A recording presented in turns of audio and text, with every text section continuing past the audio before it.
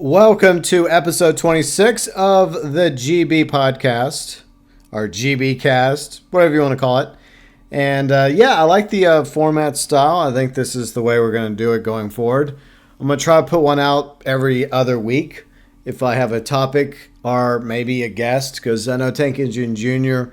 was asking in the comments section to be a guest on a future GB cast. I have no problem with some of my regular viewers, subscribers, fans, and friends being guests on future episodes of the GB cast. But what I need from you is to bring me a topic, right? You being the guest is one thing, but I also need that topic. So give me topics if you want to be a guest, and I'll consider it for a future episode of the GB cast. So today, obviously, you know what we're talking about. It's in the title. It's in the thumbnail. Fire Kathleen Kennedy. 12 years ago, Disney bought Lucasfilm from George Lucas for $4 billion. He mistakenly appointed Kathleen Kennedy as the head of Lucasfilm at the time, and we've been stuck with her ever since. Seriously, how many bombs do we have to have at Lucasfilm before the heads of Disney, like Bob Iger, decides enough is enough? Like, what kind of dirt does she have on them? I just don't get it. I really don't.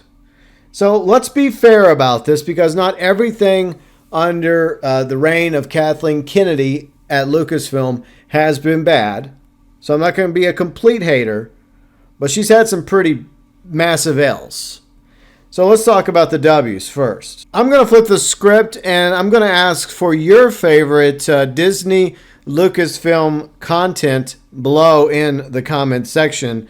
So yes, I know I'm going to be doing some hate in a minute, but I do want a little bit of love to go with the hate. Try and keep it, well, somewhat even, not entirely. All right, so what were the W's so far when it comes to Lucasfilm under Kathleen Kennedy? And by the way, I don't know if any of this is really because of her, or maybe it's incidental. She just happens to be the head of Lucasfilm, and it got made one way or the other. Mandalorian season 1 and 2 was really good. Season 3 could have been better. That's me being generous, but overall, I would say Mandalorian was a W. Rogue One was probably the best Disney Star Wars movie put out in theaters. So yeah, that was good. And Andor is amazing. I love season 1 of Andor. I haven't watched the teaser for season 2 of Andor. I don't want to, because I want to go in as unspoiled as possible for season 2 of Andor. Yes, I know that season 1 and season 2 of Andor take place prior to the events of Rogue One. The show is so good, I don't care. But I am excited for season 2 of Andor. So yes, Rogue One, Andor, W's in my opinion. Rebels, I would say at first I didn't really care for Rebels. The first season, yeah, I didn't really care for it, to be honest. But Riley and I binged through the series, and it grew on me. Admittedly, Rebels did grow on me. It got better. It's not the same level as Clone Wars, but it's okay. So I'll give Rebels a W. Speaking of Clone Wars, we got Clone Wars back because it was one of the victims of the acquisition of Lucasfilm. But we got conclusions to the Clone Wars story all the way up to Order 66.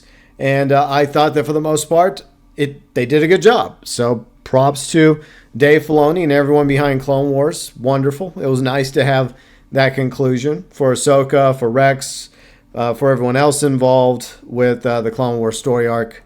So yeah, definitely a W there.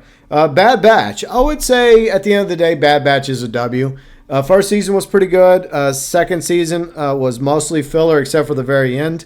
The final season, it was great. So overall, I would say Bad Batch, W.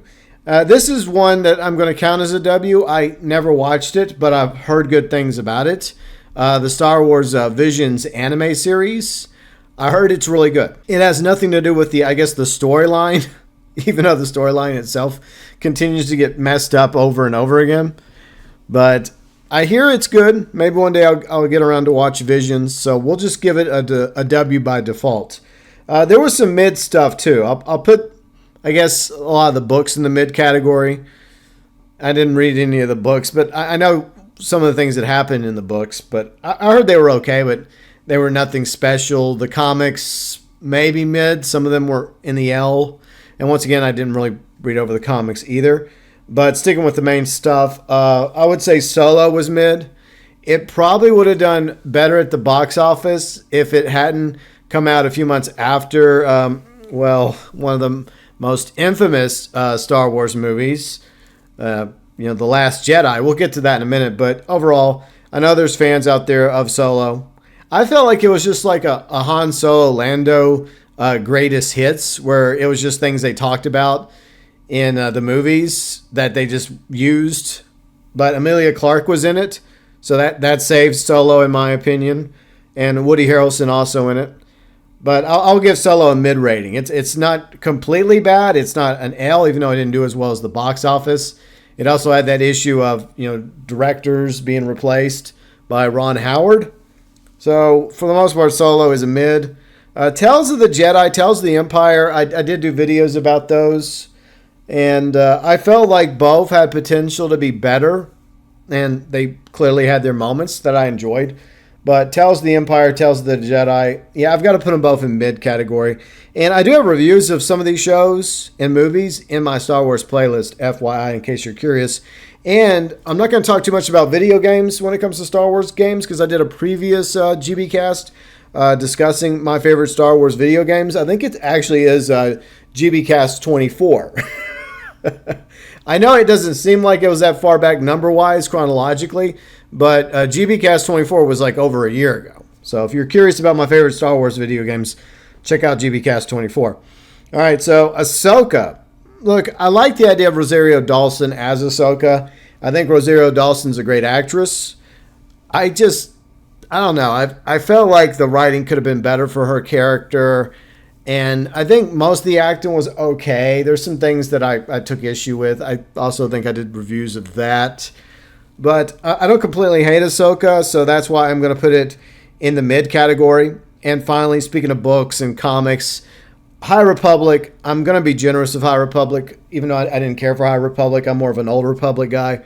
I'm going to put it in the mid category, to be fair, because some people were praising some things that they liked about High Republic, but I don't think it's a W. It didn't win me over. So let's move over to the L's now. I know that's what y'all been waiting for, the L's. Well, Star Wars sequel trilogy, big, fat, juicy L. And I know some people are going to be like, well, The Force Awakens was pretty good. Okay, I will admit that. I thought The Force Awakens was good as well. I mean, it was basically just a soft reboot of A New Hope. But in hindsight, when you combine it with Last Jedi and with Rise of Skywalker, it brings down Force Awakens. That's just the way it goes. And the more I think about it, when the nostalgia wore off, I realized that the soft reboot was very lazy on J.J. Abrams' part. Like redoing the Death Star, but just making it bigger. Instead of destroying one planet, it destroys the entire solar system. The way they brought back I guess the New Empire or the First Order, whatever. The Mystery of Snoke gets ruined. So that's annoying. I didn't have a problem with him being killed in the second movie. Well, Last Jedi. I just don't like the way they handled like tying up his character in Rise of Skywalker, explaining him away was dumb. I like the idea of him being like just some mystery, like dark, like force wielder that was out on the outer edges of the galaxy. I think that would have worked a lot better than what we got at the end. And bringing back Palpatine, even though Palpatine was thrown by Vader down the shaft in the second Death Star at the end of Return of the Jedi. Yes, I know in the expanded universe, the Emperor does come back. But in those books, it's done better. Way better in the books than what they tried to do with Rise of Skywalker. So yeah, the Star Wars sequel trilogy are trash, big fat L's. If you want my more in-depth review of them, once again, I reviewed all 9 episodes of Star Wars, the prequels, the original trilogy, and the sequel trilogy over in my Star Wars playlist. Indiana Jones and the Dial of Destiny. So we're deviating a moment from Star Wars because there's other properties that are under LucasArts or Lucasfilm. Yeah, Lucasfilm. So Indiana Jones and the Dial of Destiny, this should have never been made. I, for the record, never watched Kingdom of the Crystal Skull because I heard it wasn't very good. Some people say it's mid, so But that was before Disney took over. Dial of Destiny, overall, I think most people feel the same way about it. Big, fat, massive flop of a film. Very disappointing. And that's why Raiders of the Lost Ark, Last Crusade, those are my top 2 Indiana Jones films. Temple of Doom, ranked number 3 for me. So, yeah, those are the only 3 Indiana Jones movies I need. The Young Indiana Jones Chronicles when I was a kid was pretty good. And we will talk some more Indiana Jones in just a minute. But, yeah, that was definitely an L, the Dial of Disappointment. The Willow Disney Plus series, which is no longer there. I feel so bad for Warwick Davis, such a great actor. He played several roles in Star Wars. He played Willow in the movie with Val Kilmer. He also was the Leprechaun. But yeah, I just feel like that was just a big L for a small person like Warwick Davis. He deserved better. And so did Willow. I know it was just one movie, but, it had some fans, including me. So, yeah, that was an L. The Obi-Wan miniseries, L. I like the fact they brought back Ewan McGregor and Hayden Christensen. And there's some things I do like about it. Things I felt could have been done better.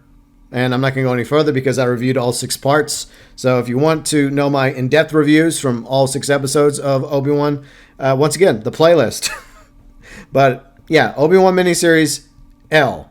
Star Wars Resistance, I didn't watch it. I didn't have to. Another L. Unfortunately, I did watch Book of Boba Fett. Some of it was Book of Boba Fett. Other parts was Mandalorian. Even though I like The Mandalorian, I just wanted Book of Boba Fett to focus on Boba Fett.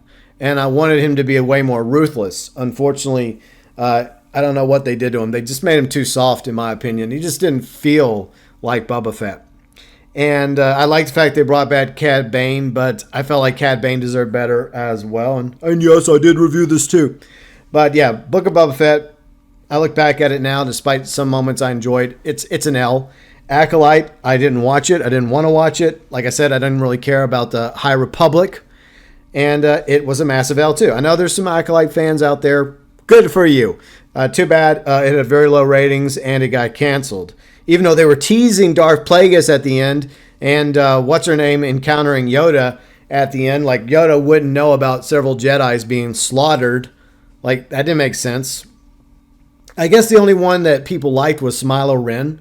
So I feel like Smilo Ren deserved better. So there's that.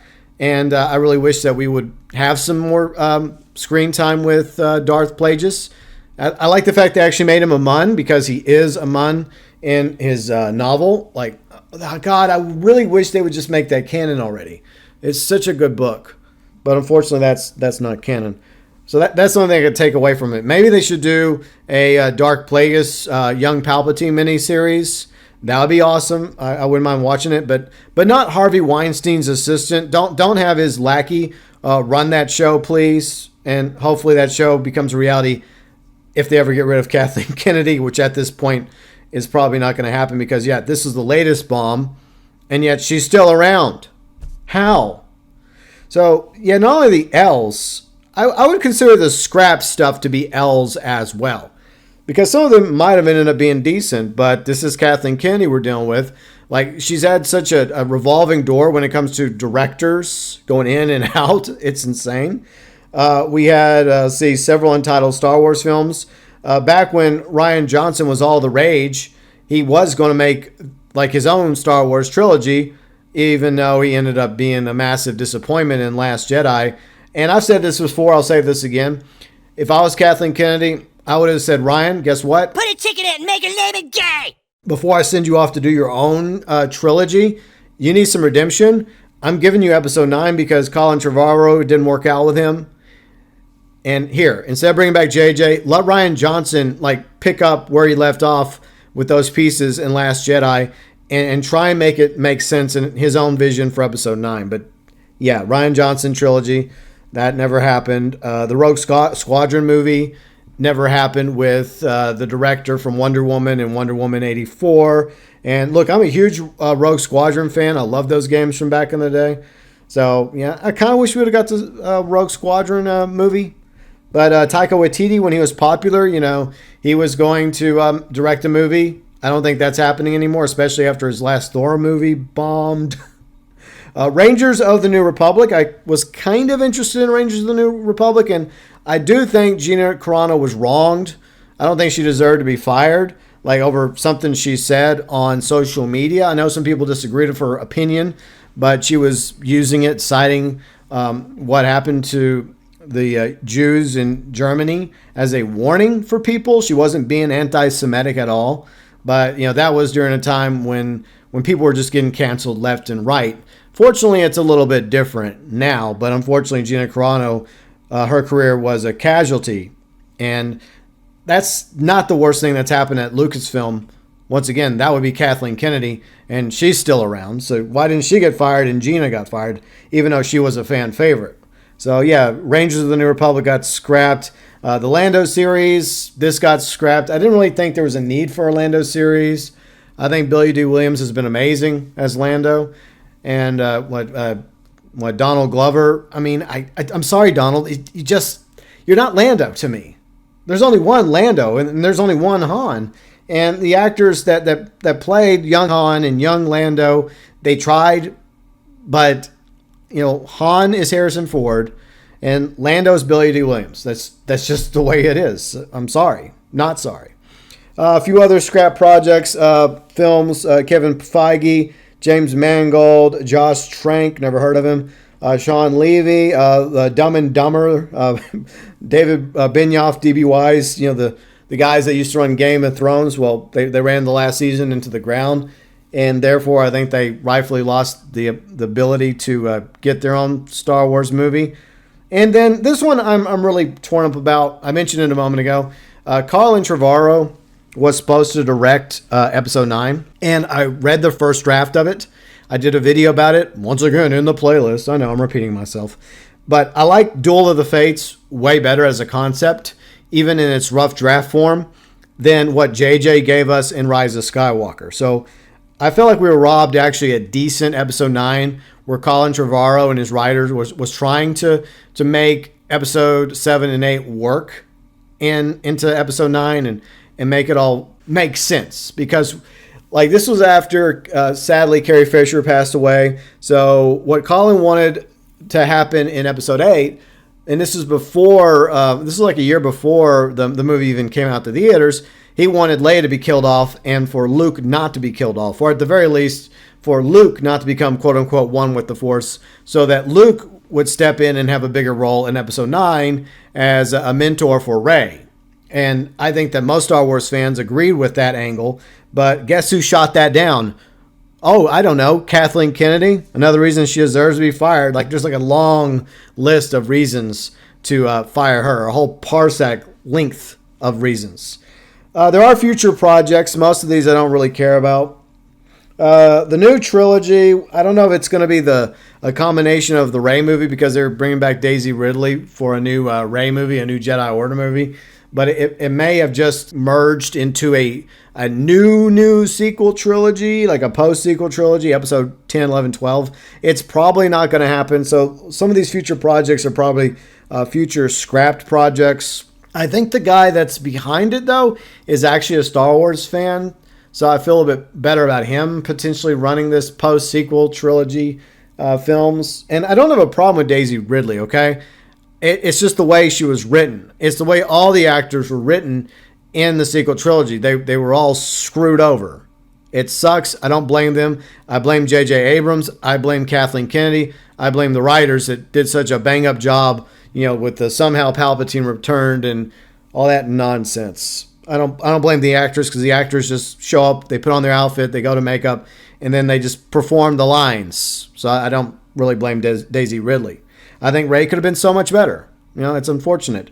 Boyega. I thought that Finn deserved better too, because they were hinting in the first sequel movie, like Force Awakens, that he was going to become a Jedi. And what happened to him, thanks to Rian Johnson, was a tragedy in Last Jedi. And I really don't feel like anything that JJ did in Rise of Skywalker helped at all with his character. So it's unfortunate. But this post-sequel trilogy might get scrapped as well. I think the Dave Filoni Mandalorian Grogu movie is still happening. I could be wrong about that.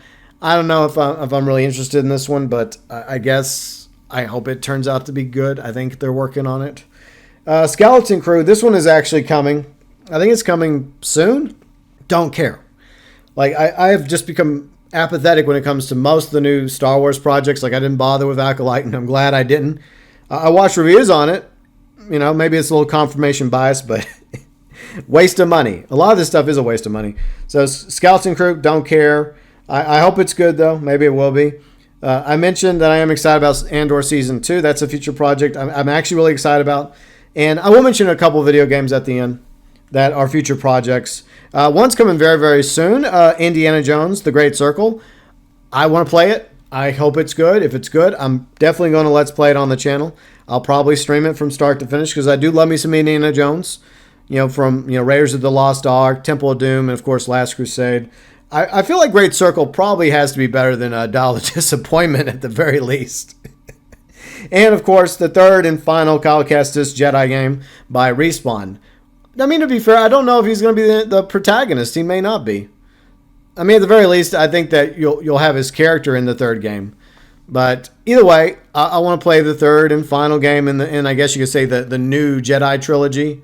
Well, the Respawn Jedi trilogy, or whatever you want to call it, the Cal Kestis trilogy. I'm really much looking forward to that game.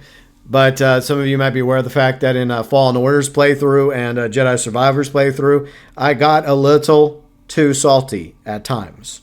At least once or twice. So yeah, I mean, there's some future projects I'm interested in. But a lot of this stuff that we talked about, massive L's by Kathleen Kennedy. And like anyone else would have been fired a long time ago and replaced over the bombs on Disney Plus and on the big screen. And so many scrap projects that just went nowhere. And the fact we haven't had a Star Wars Disney film in a quick minute. It's like, why is she still around? Like, what does she have on Bob Iger? What kind of dirt does she have on the man or on members of the Disney board? Like, what is up with this? Like, she needs to be fired. But I don't think that my humble little podcast is going to accomplish that. It's just my opinion, and I felt like talking about why I think Kathleen Kennedy deserves to be fired. So, yeah, I think that's pretty much all I got to talk about today in the GB cast. I was trying to be fair. It wasn't all hate. There was some stuff I liked about Disney Star Wars or Disney Lucasfilm. Most of it, not so much. But you never know, right? It's the devil you know. Like, if we do finally get Kathleen Kennedy to quote-unquote retire, or they finally have enough of her and they just get rid of her, then they could replace her with somebody way worse. I mean, I hope they find somebody better. I mean, Dave Filoni, he's okay. I'd rather have him. Favreau, I mean, I would definitely like Favreau to run it. If somebody deserves to run Lucasfilm, it should be him. And, like Filoni could be like his second in command. But, yeah. Please, Disney, if somebody works at Disney that happened to watch this, could you pass a little note on to Bob Iger or the board and just cite all the L's? I'm sure they're painfully aware of the L's and how much money has been lost because of all of these projects. That's got to be a ton of money. That's got to be equal to the debt of a nation. Maybe not as bad as the United States debt, which is 20-something trillion. It's probably not that bad. It's got to be up there. There's got to be a lot of countries in the world that have a smaller debt than what Disney has, thanks to Disney Star Wars under Kathleen Kennedy. So please, whoever ends up running Lucasfilm in the future post Kathleen Kennedy, make sure they actually give a crap about these IPs like Star Wars, Indiana Jones, if you ever decide to try Indiana Jones again. Probably have a new actor because Harrison Ford is on his way to the nursing home after the new Captain America movie, most likely. And I don't know if we'll ever see a Willow movie. Probably not. Is American Graffiti under Lucasfilm? I think that was before George Lucas launched Lucasfilm. I guess it doesn't matter. It's mostly about Star Wars, to be honest. But yeah, I am looking forward to Indiana Jones and the Great Circle. Hopefully it's good. If it is, like I said, I'll play in December. Hopefully. Your thoughts, views, and opinions regarding Kathleen Kennedy. And once again, feel free and let me know your Disney Lucasfilm W's below in the comments section.